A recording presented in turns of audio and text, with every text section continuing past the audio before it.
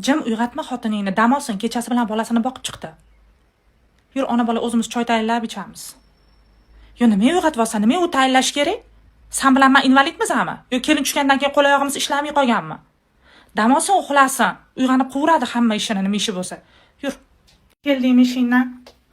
Xotiningni, bola chaqangni olib bir kun ko'chada aylanib, bitta xotdog, bitta kola ichib kelsalaring, kafega borib, plashatkaga borib aylanib kelsalaring, davlatimiz qarshi olashib qolmaydi. Siqilib ketdi, kecha kunduz uy-borka, bola chaqa osh-ovqat bilan degradatsiya bo'lib ketadi, depressiyaga kirib ketadi, nervini asabiy bo'lib qoladi. Kerakmi senga shunaqa xotin? Bor aylantirib ko'chalarga chiqsin, qo'yini yozilsin, bolalaring bilan ham vaqt o'tqiz. Menga nima bor? Mana hadi aylantiradi. Xotin oralaringda gap bordir. Birga romantika qilmoqchidirsanlar, qo'l ushlashib. 3-ortiqcha bo'lib qo'shilib olamanmi? Erim bilan chiqaman, chiqqim kelsa. Menga qarang bolam. Voy, charchadim. Bugun shanba otdi qizim kelarkan. Sizlarni ko'rgani boraman, ona ota deyapti. Siz ham kiyining, bolalaringizni kiyintiring-da.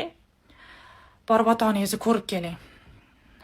O'g'limdan pul oling-da, quruq qo'l bilan bormang, sho'ppayib, navaralarim yeydigan, ichadiganini ko'tarib boring.